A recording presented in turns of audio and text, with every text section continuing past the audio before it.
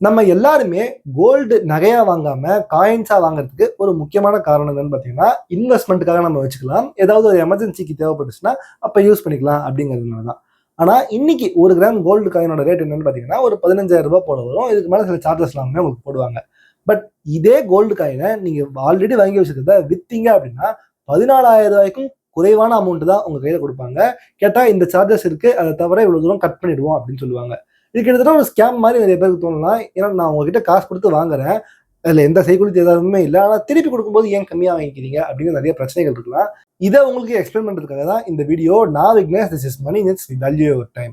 இந்த ப்ராப்ளம் வந்து கோல்டு காயின்ஸ்க்கு மட்டும் தான் இருக்கா, நகைகளுக்கு கிடையாதா அப்படின்னு கேட்டீங்கன்னா கிடையாதுங்க. நகைக்கும் இருக்கு, ஈவன் சில்வருக்கு கூட இந்த ப்ராப்ளம் இருக்கு. ஆனா இங்க பிரச்சனை என்னன்னா, நம்ம இந்த நகையா வாங்கும்போது அந்த ஆபரண தங்கம் எவ்வளவு அழகா இருக்கு, நமக்கு சூட் ஆகுமா அப்படிங்கிறது தான் பார்ப்போமே தவிர, நம்ம நகைக்குன்னு வந்துட்டோம்னா செலவு பரவாயில்ல அப்படிங்கிற நிலைமை தான் இருக்கும். அப்படின்னா நீங்க அந்த நகையை விற்கிற ஐடியாலே இருக்க மாட்டீங்க. அதை மீறி வித்தீங்க அப்படின்னா ஒரு அவசரத்துல அதை எப்படியாவது விற்கணும்னு நினைப்பீங்க தவிர இந்த மாதிரி ப்ராஃபிட் எவ்வளோ அப்படின்னா பார்க்க மாட்டீங்க. பட் காயின்னு வரும்போது நீங்க இன்வெஸ்ட்மெண்ட் பர்பஸ்க்காக யோசிச்சு வாங்கியிருப்பீங்க. ஸோ அதனால நீங்க விற்கும் போது இந்த பிரச்சனை உங்களுக்கு தெரியுது. ஸோ நகையில கண்ணுக்கு தெரியல, பட் காயின்ல கண்ணுக்கு தெரியுதே தவிர நகையிலையும் இதே பிரச்சனை இருக்கு. சில்வர்ல இந்த பிரச்சனையை நீங்க ஒண்ணுமே பெருசா பார்க்கலாம். இதுக்கு பேரு ஸ்ப்ரெட்னு சொல்லுவாங்க. இன்னைக்கு நீங்க சில்வர் வாங்க போனீங்க அப்படின்னா உங்களுக்கு ஒரு ரேட் சொல்லுவாங்க. அதையே விற்க போனீங்க அப்படின்னா பெரிய ரேட் டிஃபரன்ஸ் இருக்கும். கிட்டத்தட்ட 10,000 20,000 டிஃபரன்ஸ்லாம் பல்கா வாங்கும்போது சில்வர்ல நீங்க இதை பார்க்கலாம். சோ ஆக்சுவலா இந்த வீடியோவை நம்ம 2 வகையில பார்க்கலாம். ஒரு கஸ்டமரா நாம எப்படிலாம் ஃபீல் பண்றோம், அதே மாதிரி ஒரு நகை கடை இருக்கிறவங்க என்ன பண்றாங்கன்னு. சோ அப்பதான் அவங்க 2 பேருமே தெரிஞ்சுனா நாம எப்படி எல்லாம் ப்ராப்பரா செய்யலாம் அப்படிங்கிறது நமக்கு புரிய வரும். ஃபர்ஸ்ட் நம்ம ஒரு கஸ்டமரா பார்க்கலாம். நாம சைடுல இருந்து பார்த்தோம் அப்படின்னா நம்ம கோல்டு வாங்கும்போது ஒரு செய்கூலி சேதாரம் தருவோம், அதை தவிர டாக்ஸ் கட்டிருப்போம். இதை தவிர நீங்க அந்த கோல்டு வச்சிருக்கிறதுக்கு ஏதாச்சும் லாக்கர்லாம் சர்வீஸ் பண்ணீங்க, அதுக்கு நம்ம காசு செலவு பண்ற மாதிரி இருக்கும். எல்லாத்தையும் தாண்டி உங்க கோல்டு ரிட்டர்ன்ஸ் தரணும். அதுக்கப்புறம் நீங்க கொண்டு போயிட்டு விற்கிறீங்க அப்படின்னா உங்க கணக்கே தெரியாம பண்ணுவாங்க, கேபிட்டல் கெயின்ஸ் டாக்ஸ் பிடிப்பாங்க. பிசிக்கல் கோல்டாவே எல்லாம் பிடிப்பாங்க. அதுக்கு மேல ஒரு கட்டிங் வேற பண்ணுவாங்க, அதுக்கு பேர் தான் ஸ்ப்ரெட்னு சொல்லுவாங்க. ஸோ நம்ம கண்ணுக்கு எவ்வளவு காசு நம்ம ஆக்சுவலா ப்ராஃபிட்ல இருந்து இவங்க சாப்பிட்டுருக்காங்க அப்படிங்கிறது தான் முக்கியமா தெரியும். பட் இந்த காசெல்லாம் சாப்பிட்றது கூட இல்லை, அதுக்கு நம்ம நிறைய பாடுபட வேண்டியது இருக்கும். என்னன்னு பாத்தீங்கன்னா கோல்டு காயினை கொண்டு போயிட்டு நம்ம வாங்கின கடையிலே திருப்பி கொடுத்தாலும் நிறைய நேரங்கள்ல காயின்ஸ் நாங்க திருப்பி வாங்கிக்க மாட்டோம்னு சொல்லுவாங்க. இதுல ப்ராஃபிட் சாப்பிட்றதுலாம் ஒண்ணுங்க. ஒரு கஸ்டமரா நமக்கு முக்கியமான பிரச்சனை என்னன்னு பாத்தீங்கன்னா 3 வகையில வரும். ஒண்ணு, நாம வந்து ஏ அப்படிங்கிற கடையில இந்த கோல்டு காயினை வாங்கிட்டு பி அப்படிங்கிற கடையில வித்தோம் அப்படின்னா அதை வாங்கிக்க மாட்டேன் அப்படின்னு சொல்லுவாங்க. அவங்க கிட்ட கேரக்டர் வந்து செக் பண்ணி பார்த்தாலும் எனக்கு நம்பிக்கை இல்லை, நான் வாங்க மாட்டேன்னு சொல்லுவாங்க. அப்படி இல்லைன்னா இன்னொன்னு சொல்லுவாங்க, நீங்க கோல்டு காயின் எங்கள்கிட்ட கொடுத்துருங்க, அதுக்கு நான் உங்களுக்கு காசு தர மாட்டேன், அதுக்கு பதிலாக ஜுவல்லரியா தரேன், நகையா வாங்கிட்டு போங்க அப்படின்னு சொல்லுவாங்க தவிர காசு தர மாட்டேன்னு சொல்லுவாங்க. அங்கேயுமே நமக்கு ஒரு பிரச்சனை வரும். 3வது, சரி ஓகேப்பா நான் உங்களுக்கு காசு தரேன்னு சொல்லுவாங்க, ஆனா இவ்வளவு ரூபாய் பிடிச்சிட்டு தான் தருவேன் அப்படின்னு சொல்லுவாங்க. அதை பத்தி நம்ம இவ்வளவு பேசியிருந்தோம். இப்ப இந்த கடைக்காரங்க ஏன் இப்படி சொல்றாங்க அப்படிங்கறத நம்ம கடைக்காரங்க சைட்ல இருந்து புரிஞ்சுக்க ட்ரை பண்ணலாம். இந்த கடைகளை பொறுத்த வரைக்கும் கோல்டு காயின்ஸ் அப்படின்னா வெறும் பியூர் கோல்டா இருக்கும். அதுல அவங்களுக்கு செலவு அதிகம். ஏன், இப்ப நீங்க வந்து ஆபரண தங்கமா பண்றீங்க அப்படின்னா அதுல கலப்படம் இருக்கும். மோஸ்டா காப்பர் எல்லாம் மிக்ஸ் பண்ணி தான் பண்ணிருப்பாங்க. சோ இப்ப இந்த ஆபரண தங்கத்தை வாங்கி அதை பாலிஷ் பண்ணி அப்படியே கூட நீங்க இன்னொருத்தருக்கு விற்கலாம். அப்படி இல்லை அப்படின்னா அதை உருக்கி மறுபடியும் வேற ஒரு புது வகையான டிசைனான ஆபரண தங்கமா பண்ணி நீங்க அதை விற்கலாம். உங்களுக்கு நிறைய ஆப்பர்ச்சுனிட்டிஸ் இருக்கு. பட் இப்ப இந்த கோல்டு காயினா எடுத்தீங்க அப்படின்னா அதை எய்தர் நீங்க திருப்பி உருக்கிட்டு கோல்டு காயினாவே பண்ணணும், அப்படி இல்லைன்னா அதுல எக்ஸ்ட்ராவா நீங்க வேற மெட்டல்ஸ்லாம் ஆட் பண்ணி, முக்கியமா காப்பர்லாம் ஆட் பண்ணி அதுக்கப்புறமா தான் அதை ஒரு ஜுவல்லரியா மாத்தி விற்க முடியும். ஸோ அதனால கடைக்காரங்களுக்கு நீங்க கோல்டு காயின் வாங்குறதுனால நிறைய பிரச்சனைகள் தான் இருக்கு. உங்ககிட்ட இருந்து வாங்குறது, உங்களுக்கு விற்கிறது பிரச்சனை கிடையாது. வாங்கும்போது அதை திருப்பி அவங்க ப்ராசஸ் பண்றதுக்கு நிறைய டைம் ஆகும். இதுதான் முக்கியமான காரணம் கோல்டு காயின்ஸை கடைக்காரங்க அவாய்ட் பண்றதுக்கு. 2வது, இந்த கோல்டு காயின்ஸ் எல்லாமே பியூரா இருக்கு அப்படிங்கிறப்ப, அதாவது மோஸ்டா இந்த கலப்படம் இல்லை அப்படிங்கிறப்ப அதுக்கு அதிகமா காசு கொடுத்து வேற வாங்க வேண்டியதா இருக்கும். இந்த மாதிரி நகை கடைகளை பொறுத்த வரைக்கும் எவ்வளோக்கு எவ்வளோ கேஷ் ஃப்ளோ கையில வச்சிருக்காங்களோ அவ்வளோக்கு எவ்வளோ உங்களுக்கு நல்லது.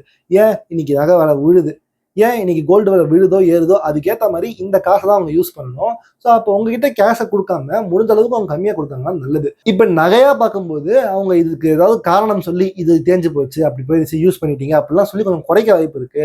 கோல்டு காயினா பார்க்கும்போது எதுவுமே சொல்ல முடியாது. அது 2வது முக்கியமான காரணம் ஒரு கடைக்காரருக்கு.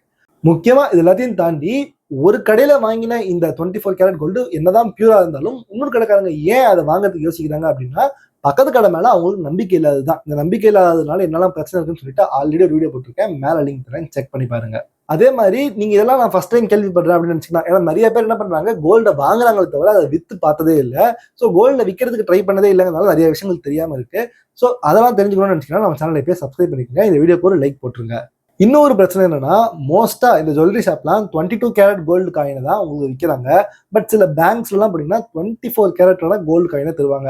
ஸோ இந்த கேரட் அதிகமாக இருந்துச்சுன்னா இன்வெஸ்ட்மெண்ட் வேல்யூ அதிகமாகுதுன்னா எஸ், ஆனா அங்க என்ன பிரச்சனை அப்படின்னா, மறுபடியும் நான் சொன்ன மாதிரி அந்த காப்பரை ஆட் பண்றது அதுலலாம் நிறைய ப்ராப்ளம்ஸ் வரும் அவங்களுக்கு. ஸோ முடிஞ்ச அளவுக்கு இதை தவிர்க்க தான் பார்ப்பாங்க. எல்லாத்தையும் தாண்டி அந்த நகைக்கடை இயங்குறது பிசினஸ் ப்ராஃபிட்ஸ்க்காக மட்டும்தான். இதுல அவங்களுக்கு ப்ராஃபிட்ஸ் கம்மியா வருது அப்படிங்கிறது தான் பிரச்சனை. அதுதான் ஸ்ப்ரெட்னு சொன்னேன் நான் ஸ்டார்டிங்ல. ஆக்சுவலா நீங்க வந்து இன்னைக்கு கோல்டு பிரைஸ் வந்து 15,000 வந்து விற்கிறீங்க. நீங்க வந்து ஒரு 5,500 அந்த கோல்டு வாங்கிருக்கீங்கன்னு வச்சுக்கலாம். இப்போ வந்து 5,000 இருந்து 15,000 வளர்ந்துருச்சு. 3 மடங்கு வளர்ந்துச்சு. 10,000 லாபம் மட்டுமே. கரெக்டா? நீங்க அதை கொண்டு போய் கொடுக்கும்போது, ஓகே நான் வந்து அந்த நகை கடைக்கார ஓனர் நானு, உங்களோட கோல்டு காயின் வாங்கிட்டு உங்களுக்கு 15,000 கொடுத்துட்டேன். நாளைக்கு காலையில மறுபடியும் அந்த கோல்டு பிரைஸ் 15,000 இருந்து ஒரு 14,000 13,000 வந்துருச்சுன்னு வச்சுக்கோங்க. 2,000 குறைஞ்சிருச்சு. For some other reasons. இது வந்து இப்போ கோல்டுல வந்து அவ்வளவு ஈஸியா நடக்காதுன்னு நினைச்சீங்கன்னா கரெக்ட் தான். சில்வர்ல இதெல்லாம் ஈஸியாவே நடக்கும். ஏன்னா அது ரொம்பவே வாலட்டிலான விஷயம். ஒரு நாளைக்கே நல்லா 10% 20% சில்வர் மேல போய் கீழே இறங்கும். ஸோ அந்த நேரத்துல இந்த ஸ்ப்ரெட் அவங்க வந்து குறைச்சி உங்கள்கிட்ட வாங்காம போயிட்டாங்கன்னு வச்சுக்கோங்க. உங்ககிட்ட இன்னைக்கு நான் அதிகமான ரேட் கொடுத்துட்டேன், நாளைக்கே அந்த பிரைஸ் டிராப் ஆயிடுச்சு. ஸோ அப்ப நகை கடைக்காரர் எனக்கு நஷ்டமாயிடுது. அதுக்காக தான் நான் உங்ககிட்ட இன்னைக்கு ரேட் தராம கொஞ்சம் காசை பிடிச்சிட்டு தரேன். ஸோ நாளைக்கு அது லாஸ் ஆனாலும் எனக்கு அது பிரச்சனை இல்லை அப்படின்னு சொல்லிட்டு. என்னன்னா அதாவது நஷ்டம் வந்துச்சுன்னா அதை ஈடுகட்டுறதுக்காக கஸ்டமரான நம்ம கிட்ட இருந்து காசை வாங்கிடுறாங்க. ஆனா லாபம் வந்துச்சுன்னா, ஏன்னா இன்னைக்கு வந்து நீங்க கொடுக்குறீங்க, நான் வாங்கிட்டேன் 15,000, நாளைக்கே 16,000 17,000 போச்சுன்னா நான் உங்களுக்கு அந்த 2,000 தரப்போகுது இல்லை, நான் தான் வச்சுக்க போறேன். லாபம் வந்தா கம்பெனிக்கு, நஷ்டம் வந்தா கஸ்டமருக்கு அப்படின்னு சொல்றது எந்த வகையில நியாயம் அப்படிங்கிற ஒரு கேள்வி எனக்கு இருந்துச்சு. ஆனா இங்க ரியலிஸ்டிக்கலி பார்த்தோம் அப்படின்னா, உங்களுக்கு இந்த நஷ்டம் வருது இல்ல, அது 5% இறங்கினாலும் இவங்க உங்கள்ட்ட கட் பண்றது 1%ல இருந்து 3% வரைக்கும் தான் பிடிச்சிருப்பாங்க. ஸோ இதை தவிர மற்ற சார்ஜஸ்லாம் சேர்த்து தான் உங்களுக்கு இந்த 1,000 போற மாதிரிலாம் ஆக்சுவலாக தெரியும்.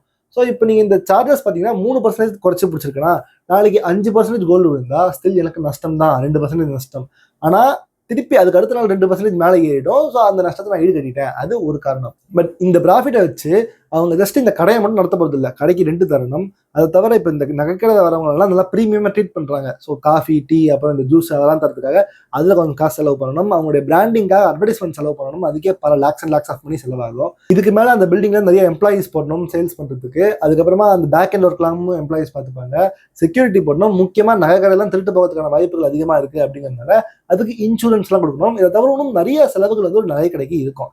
இப்போ இந்த செலவுகள்லாம் வெறும் கோல்டு மார்ஜின் பிரைஸ், நான் வாங்குறது வந்து இன்னைக்கு 15,000 கோல்டு பிரைஸ் போகுதா, ஃபார் எக்ஸாம்பிள் நான் ஒரு 13,000 எனக்கு கரெக்டாக தெரியல, பட் 13,000 வாங்குறேன், 2,000 எனக்கு டிஃப்ரென்ஸ்ல தான் நான் உங்களுக்கு விற்கிறேன் அப்படின்னாலுமே அந்த 2,000 போதாது. ஏன்னா எனக்கு நிறைய பிஸ்னஸ் செலவுகள் இருக்கு. அது நடக்கக்கூடாது அப்படின்னா இந்த மாதிரி கஸ்டமர் கிட்ட இருந்து போகும்போது நான் ஒரு சேஃப்டிக்காக கொஞ்சம் அமௌண்ட்டை பிடிச்சிட்டு தான் தருவேன். அப்பதான் எனக்கு என் பிஸ்னஸ் ப்ராஃபிட்டபிளா போகும். ஸோ இந்த இடத்துல நம்மளால நகை கடைக்காரர்களை குறை சொல்ல முடியாது. நான் ரொம்ப நாளாக வந்துட்டு இந்த மாதிரி அவங்க ரொம்ப காசு பிடிக்கிறாங்கன்னு நினச்சிட்டு இருந்தேன். பட் ஆக்சுவலாக ஒரு நகை கடையாக நான் வச்சிருந்தேன்னா எப்படி நடத்தணும் அப்படிங்கிறத நான் ரிசர்ச் பண்ணும்போது தான் இந்த விஷயத்தை கற்றுக்கிட்டேன். அதுதான் நான் உங்களுக்கு சொல்லி கொடுத்துருக்கேன். அப்போ வந்து இதுக்கு வேறு வழியே இல்லையாப்பா, அதாவது இங்கே ப்ராஃபிட் வந்து எப்படியோ ஒரு வகையில் எல்லா வகையிலும் போயிடுது, இந்த மாதிரி காசு நஷ்டமாக தான் ஆகுமான்னா, எஸ் ஆக்சுவலாக உங்களுக்கு நஷ்டமாக தான் ஆகும். அது நஷ்டம்னு பார்க்காம இருக்கணுங்கிறது தான் சொல்லி தருது இந்த வீடியோட ஐடியா. ஸோ நீங்கள் எப்பவுமே கோல்டு காயின் வாங்குறீங்க, கோல்டு வாங்குறீங்க அப்படின்னா நீங்க அதை விட கொஞ்சம் எக்ஸ்ட்ரா பே பண்ண போறீங்கிற ஒரு ஐடியாவை மனசுல புரிஞ்சுட்டு போங்க. அதே மாதிரி அந்த கோல்டு காயினை விற்க போகும்போதும் உங்களுக்கு காசு குறையும்னு புரிஞ்சுக்கோங்க. ஆக்சுவலா எப்படின்னு பாத்தீங்கன்னா, இப்போ நீங்க ஸ்டாக்ஸ்லாம் வாங்கினீங்கன்னா புரோக்கரேஜ் கட்டுவீங்க, ஆனா அது நீங்க பெருசா கட்டுக்காம இருப்பீங்க இல்லையா. அந்த மாதிரி இல்லாம நீங்க கோல்டு வாங்கும்போது அடிஷனல் சார்ஜஸ் கட்டுறோம், திருப்பி நம்ம விற்கும்போது அடிஷனல் சார்ஜஸ் கட்டுறோம் அப்படிங்கிறத புரிஞ்சுட்டு உங்களுடைய கோல்டு பிரைஸோட ஐடியாவுக்கு வந்தீங்க அப்படின்னா உங்களுக்கு ஆட்டோமேட்டிக்கா புரிஞ்சிடும். நம்ம இவ்வளவு ரூபாய்க்கு வாங்கணும்னா இவ்வளவு எக்ஸ்ட்ரா நம்ம கொடுத்து தான் வாங்கணும். அப்ப நம்மளுடைய ஆக்சுவல் ரிட்டர்ன் நம்ம வந்து 2 மடங்கு ஏறிடுச்சு 3 மடங்கு ஏறிடுச்சுன்னு பாக்குறோம். பட் இந்த பைசாவெல்லாம் மைனஸ் பண்ணி பார்த்தோம் அப்படின்னா அந்த அளவுக்கு ஏறினதோட கொஞ்சம் கம்மியாக தான் இருக்கும். ஸ்டில் நான் பெருசா விலை ஏறல அப்படிலாம் சொல்லல, பட் ஏறின லெவல்ல நீங்க நினைச்சதோட கொஞ்சம் கம்மி. ஏன்னா நீங்க 5,500 இருந்து 15,000 அப்படின்னு பாப்பீங்க.